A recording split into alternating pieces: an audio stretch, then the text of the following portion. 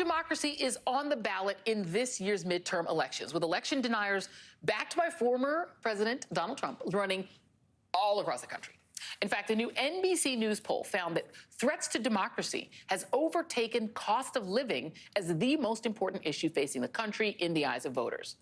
But in some ways, the path to saving our democracy could run right through one state, Florida, home to the other Trump, Florida Governor Ron DeSantis, who has run his state as an experiment in recreating Trumpism on steroids, weaponizing the culture wars at every turn. Last week, he took his presidential bid in waiting to Pennsylvania, campaigning for election-denying candidate for governor, Doug Mastriano. We must fight the woke in our schools. We must fight the woke in our businesses. We must fight the woke in government agencies. We can never, ever surrender to woke ideology. And I'll tell you this, the state of Florida is where woke goes to die. What the Sam Hill is he talking about? DeSantis also spent the weekend rallying for Florida school board candidates that support his anti-woke agenda. That includes his Don't Say Gay law and turning Florida public schools into right-wing re-education factories through, quote-unquote, patriotic education.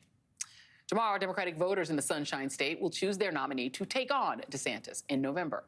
The leading contenders, Agricultural Commissioner Nikki Fried and Congressman and former Governor Charlie Crist. There's also Florida's Senate race, where Congresswoman Val Demings is the leading candidate to face incumbent Marco Rubio, who may have hoped that he could coast a re-election on good old Ron's coattails. Rubio sent out an email today saying his fundraising is a disaster as he's falling behind Demings and literally begging for help. Joining me now, Fernanda Mondi, pollster and MSNBC political analyst, and Peter Schorsch, publisher of Florida Politics, and the guy, by the way, who broke the story of the raid on Mar-a-Lago, and also my old pal from way back in the day. I'm not going to say how long we've known each other. It'll age us both. But, Peter, it's so good to see you, man. Talk to me. Thanks for having me on. Absolutely. It is good to see you. So let's talk about what's going on in Florida, because I would say even 2 weeks ago, before I went away on my little writing retreat, people were certain that Ron DeSantis was going to get reelected, that Rubio was going to get reelected. Something has shifted in the vibe in Florida, and I am wondering if you have any idea why, and does it have anything to do with what's going on in the shenanigans in Mar-a-Lago? I don't know if it's connected to Mar-a-Lago, but there is definitely something here in the water in Florida on both sides. I don't remember the activity level being like this since maybe August 2010. During like the Tea Party flare-up post the healthcare debate. Democrats all of a sudden woke up. And now I'm starting to wonder, were people making a big mistake to have written off Florida so early? That Demings had no chance, that the gubernatorial nominee had no chance. Now it looks like as the Republicans scale back from Arizona, Pennsylvania, et cetera, Florida is in play. The U.S. Senate race is in play right now. And so I think Val Demings may have the best chance of pulling off an upset. I'm still a little suspect about Charlie Crist or Nikki Fried beating Ron DeSantis, but the water is warm down here. Come on down. I mean, and listen, Fernanda Mondi, we've been friends for a long time, and you know that my name is Joy, but it's sometimes ironic, because I was real pessimistic about Florida. Every time I text you, I'm like, Florida's doomed, but all of a sudden it's like, not doomed. Look at some of these polls. So Val Demings, we just showed that 48-44. It's within the margin of error. So, and Florida used to be this like 50-50 state where if you won by 0.2. But it does seem that in order for Rubio and DeSantis to pull it off, they might not be able to pull it off with those narrow margins that we got used to in Florida. Like, DeSantis needs to, like, win big, right, to be viable for president. I don't know. How is it looking to you? And what do you make of these weird polls, like the Charlie Crist poll and Nikki Fried? It's weird because you can't tell which one of them is ahead. I can't. Can you? Well, first off, Joy, one of those pollsters is going to have to close up shop for business, because you can't be this off the night before the election with those kind of weird results going one day and another. But having said that, look, the question for everybody is Florida floor gone?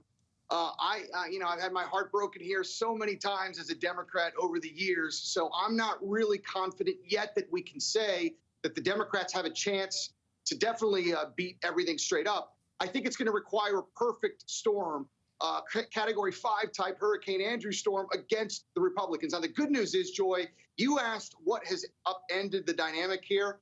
I can describe it in 2 words: reproductive freedom.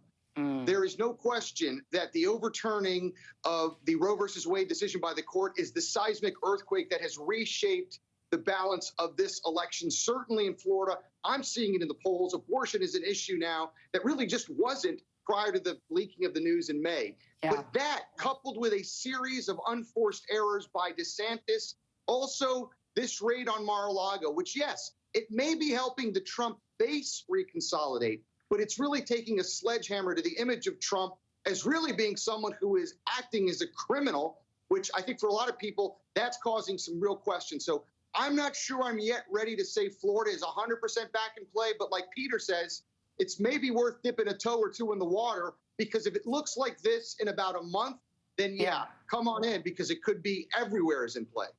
Well, and Peter, let's talk about the other X factor here, because it's Val Demings. And you know very well, based on where you are located in the state, I mean, if there is one single person in the entire state of Florida who could actually win a statewide election and also be a woman and a black person, it's Val Demings. I mean, she's the police, so you can't say that she's, you know, woke. You can't say that she's super liberal. She rides a Harley. She's sort of perfectly positioned as a down the middle, very liked, very well liked Democrat.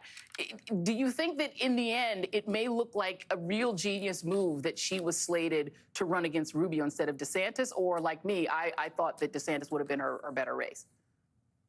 If you are building a candidate for the middle 21st century, it's Val Demings right there. I mean, it's the record of accomplishment as the Orlando police chief. It's the fierceness of her prosecution during the impeachment proceedings. Her husband is a political powerhouse. He's the mayor of Orange County, which is Orlando, essentially. You know, you put all of that together, and then I think one of the big surprises to us here in Florida is the fundraising prowess. Yeah. Every quarter we wake up and we see that she has, you know, that she basically has doubled Marco Rubio in fundraising the last 5 weeks. Overall, she is a prodigious fundraiser. Nobody was expecting that right now. I think if Florida is going to be in play in November, then you're going to have a Warnock-Ossoff situation with Demings up top and then Chris Freed running as a ticket against DeSantis.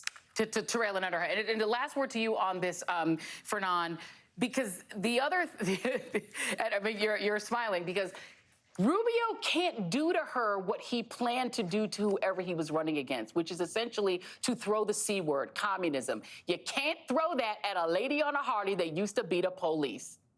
I mean, look, Val Demings is like Pam Grier, you know, going up against little Marco. You know, you're going to mess with that chick. She's got to come over and kick your you-know-what. And Rubio is scared. That's why you see the whiny little emails. I mean, did you see that? I'm begging, please send me money. I mean, what are you, a senator or a mouse? Grow up, man. So, yeah, no, Val Demings is a dream candidate for the Democrats. We see it in the enthusiasm, the fundraising. The question is, can she out-Florida Florida? And I think that's what we're all wondering. Because, you know, Florida will break your heart. Take it from me. It's what it does. It's what Florida does. Unless Obama's on the ticket, Florida's going to hurt your feelings. Fernand Amandi, Peter Shores, two of my faves. Thank you guys both very much. Really appreciate y'all. All right.